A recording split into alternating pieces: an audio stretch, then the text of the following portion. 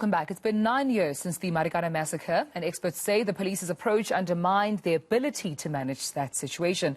Let's discuss this now with policing and public security expert David Bruce. David, good morning to you, and thank you so much for your time this morning. Let's start here. How the police managed the Marikana situation, if we could just reflect. What do you make of that?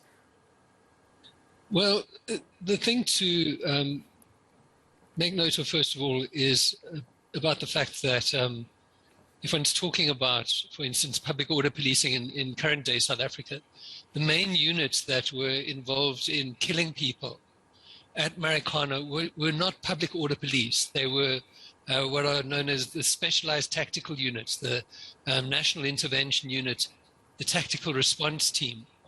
And the other aspect of that made a major contribution to the high death toll at Marikana was the use of the R5.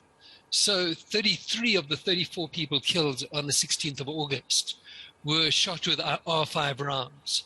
And you know, the R5 is a highly lethal rifle intended for use in warfare, and so the one major consequence of Marikana was that there has been some type of recognition by the police that it's completely inappropriate to use those weapons in public order policing.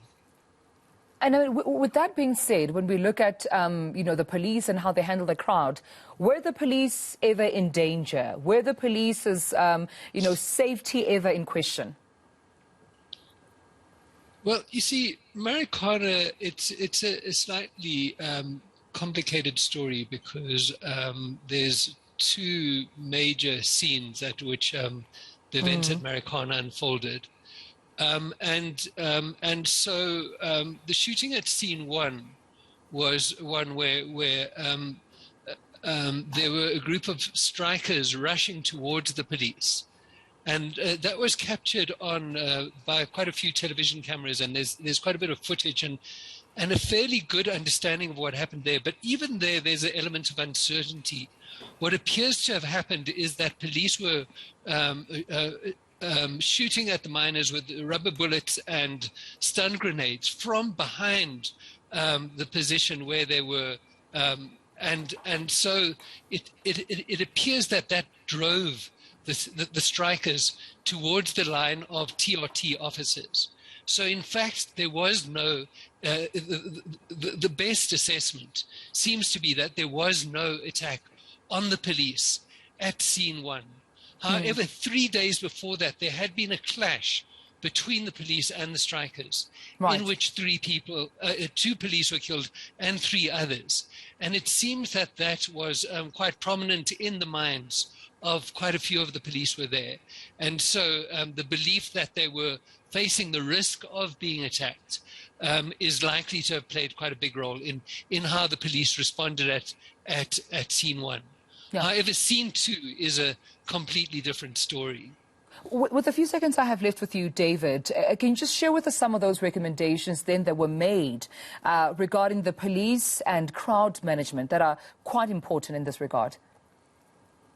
Well, the long and the short of it was that the Marikana Commission recommended that a panel of experts be established. That panel submitted its report to the Minister of Police in 2018.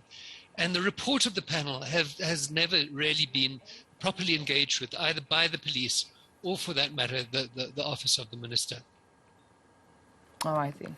Well, we'll have to leave it there. That is, of course, David Bruce joining us, policing and public security researcher, regarding Marikana crowd management by the police. What are some of the recommendations that were made after, you know, that tragedy happened? 34 miners killed and families still seeking justice.